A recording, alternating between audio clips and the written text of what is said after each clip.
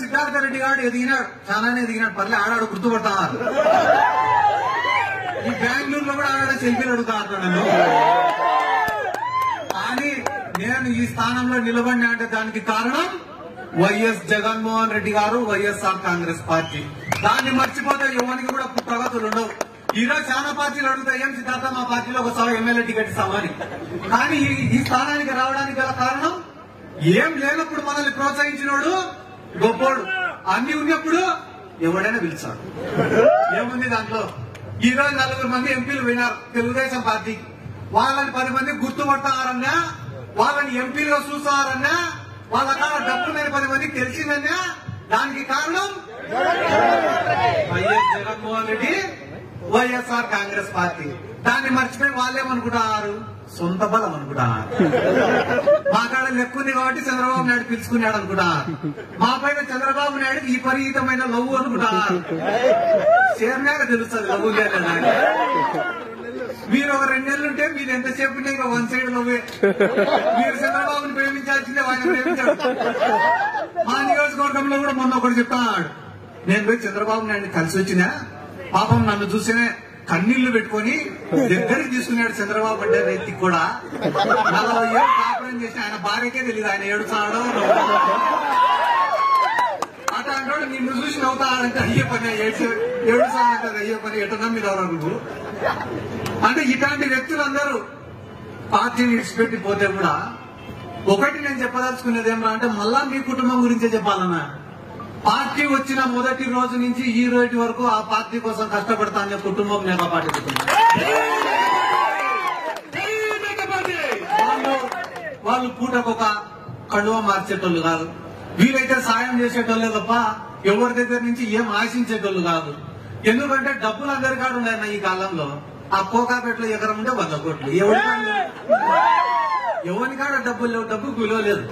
డబ్బు ఉండడం ముఖ్యం కాదు, ఆ డబ్బును ఖర్చు పెట్టే గుణం కూడా ఉండాలా. 10 మందికి సాయం చేసేదానికి ఆ గుండె కూడా ఉండాలా. ఆయన ఎవరు అమెరికా నుంచి వచ్చినాడని ఇప్పుడే చెప్తున్నారు. మరి ఏమన్నా ఆయన వర్చువల్ లో ఓట్లు అడుగుతాడేమో నాకు తెలియదు. ఏంటన్నా లెక్కలో ఉండే పెద్ద బొక్కలు కూడా బయటకొస్తాయి. ఏ పార్టీకైనా, ఏ రాజకీయ పార్టీకైనా ఒక పార్టీ, ఒక నాయకత్వం, ఒక సిద్ధాంతం అనేది ఉండాలి. ఏ రాజకీయ పార్టీ పుట్టినా కూడా ఒక సిద్ధాంతం కోసమే పుట్టింటది. కూడు గూడు గుడ్డ అని చెప్పి ఒక పార్టీ పుట్టింది. తెలుగువాడి ఆత్మగౌరవం కోసం అని చెప్పి ఒక పార్టీ పుట్టింది. పెట్టుబడిదారులకు వ్యతిరేకంగా అని చెప్పి ఒక పార్టీ పుట్టింది. సమసమాజ స్థాపన అని చెప్పి ఒక పార్టీ పుట్టింది. వైఎస్ఆర్ ఆశయ సాధన కోసం అని చెప్పి ఒక పార్టీ పుట్టింది. తెలంగాణ రాష్ట్రాన్ని సాధించడమే ధ్యేయం అని చెప్పి ఒక పార్టీ పుట్టింది. ఏ సిద్ధాంతం లేని పార్టీ కూడా ఒకటి ఉంది, అది జనసేన పార్టీ. చంద్రబాబు నాయుడు ముఖ్యమంత్రి చేసేదానికి పుట్టిన పార్టీ చంద్రబాబు ఇంటికి పెట్టుకునే పార్టీ. కాబట్టి ఏ పార్టీకైనా కూడా ఒక సిద్ధాంతం అనేది ఉంటుంది.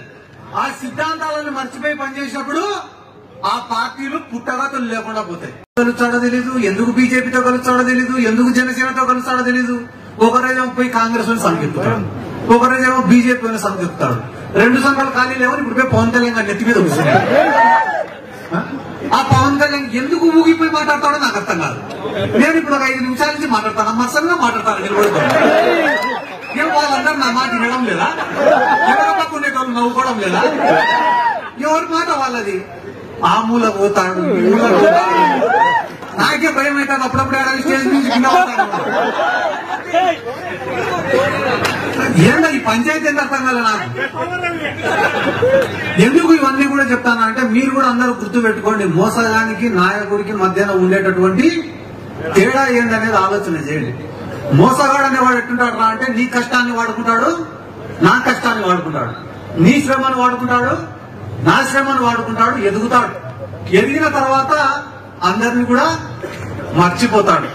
కానీ నాయకుడు అనేవాడు ఎదిగిన ప్రతి మెట్టును గుర్తు పెట్టుకుంటాడు, సాయం చేసిన ప్రతి గుండెను పైకి తీసుకొని వస్తాడు. జగన్మోహన్ రెడ్డిని నమ్ముకునే ప్రతి కార్యకర్త కూడా ఈ రోజు ఒక ఎంపీటీసీనో, జెడ్పీటీసీనో, సర్పంచో, మున్సిపల్ చైర్మన్, కౌన్సిలర్ లో, కార్పొరేటర్ లో, లేకుంటే కార్పొరేషన్ చైర్మన్ లో ఎమ్మెల్యేలో, ఎంపీలో, రాజ్యసభ సభ్యులు, చిన్న చిన్న బీసీలు, ఎస్సీలు, ఎస్టీలు, మైనార్టీలు పెద్ద పెద్ద స్థానాలలో కూర్చొన్నారు కదా. పవన్ కళ్యాణ్ నమ్ముకునేది ఏం చేస్తారు? సైకిల్ గుర్తు పట్టుకొని తిరుగుతారు. ఏం చేస్తారు? సైకిల్ గుర్తు. ఆ మాట అనకూడదు కానీ తప్పడంలో ఏం చేయమంటావు? ఎంత కంట్రోల్ చేసుకునే టెంప్ట్ చేస్తాను. నేను అడిగేది మళ్ళా వాస్తవమా కదా అని ఆలోచించమని మాత్రమే నేను చెప్తానా. వైసీపీ చెప్పేది వినండి, తెలుగుదేశం వాడు చెప్పేది వినండి, జనసేన వాడు చెప్పేది వినండి. కానీ నిజమేందో ఆలోచించాల్సినటువంటి బాధ్యత ఇక్కడ ఉన్న ప్రతి ఒక్కడి పైన ఉంది. ఎందుకంటే మంచి చేసి కూడా ఓట్లు గెలిచలేకుంటేటన్నా మనం తప్పుడు వాళ్ళే గెలుస్తారు. స్టేజ్ పైకి ఎక్కిన వాళ్ళని చెప్పి 2 నిమిషాలు మాట్లాడు, 2 నిమిషాలు మాట్లాడు, 2 నిమిషాలు మాట్లాడంటే 2 నిమిషాలు మాట్లాడడానికి మేముండే తెలుగుదేశంలోనా? తెలుగుదేశం వాడు ఏం చేయలే కాబట్టి 1 నిమిషంలో మాట్లాడి వెళ్ళిపోవచ్చు. ఎందుకంటే చెప్పుకునేదానికి ఏం లేవు. కానీ మేముండేది వైఎస్ఆర్ కాంగ్రెస్ పార్టీలోనా? అసలు మహిళలు ఏడైనా ఆసరా ప్రోగ్రాం లేకపోయి మైక్ ఇస్తే వాళ్ళు లాక్కునే ఇవ్వడంలే మైకు. ఎందుకంటే నాకు తెలిసిండొచ్చు, తెలియకపోయిండొచ్చు. కానీ ప్రభుత్వం ద్వారా లబ్ధి పొందిన ప్రతి ఒక్కరికి తెలుసన్న జగన్మోహన్ రెడ్డి గారు చేసిన సాయం ఏందనేది. 2,50,000 కోట్ల రూపాయలు ప్రజలకు ఇచ్చిన జగన్మోహన్ రెడ్డి గెలిచకుంటే ఏం చేశాడని గెలిచాడు సార్ చంద్రబాబు నాయుడు? ఏం చేశాడు చంద్రబాబు నాయుడు? మోసం చేసినాడు. మోసమే చేసినాడు చంద్రబాబు నాయుడు. అమరావతిలో రాజధాని కడతా అని చెప్పి భూములు కొట్టేసినాడు. నీరు చెట్టు కార్యక్రమాలు చేస్తా అని చెప్పి రోడ్లు వేయకుండా బిల్లు పెట్టుకొని తిన్నాడు. జన్మభూమి కమిటీలు అంటున్నా. ఈ జన్మభూమి కమిటీలు చెప్పడం మర్చిపోయినా. మా ఊర్లో ఒక రేషన్ కార్డు రావాలన్నా జన్మభూమి కమిటీ సంతకం పెట్టాలి. ఒక పెన్షన్ రావాలన్నా జన్మభూమి కమిటీలో సంతకం పెట్టాలి. ఒక ఎస్సీ కార్పొరేషన్ లోన్ రావాలన్నా, బీసీ కార్పొరేషన్ లోన్ రావాలన్నా, ఏం కావాలన్నా కూడా జన్మభూమి కమిటీల సంతకం. లాస్ట్ మొగుడు పిల్ల సంసారం చేయాలన్నా వాళ్ళ సంతకం. కానీ ఈ రోజు పేదవాడికి సంక్షేమ పథకాలు అనేవి ఎట్లా అప్లై చేసుకోవాలో కూడా తెలియదు, ఏమేం పథకాలు వస్తాయో కూడా తెలియదు. అట్లాంటిది ఈ రోజు పేదవాళ్ళు సచివాలయానికి పోయి వాలంటీర్ల కాడికి పోయి మాకెందుకు రాల పథకాలని చెప్పి కొట్లాడుతున్నారు. ఆ స్టేజ్ లో నిలబెట్టింది ఎవరు?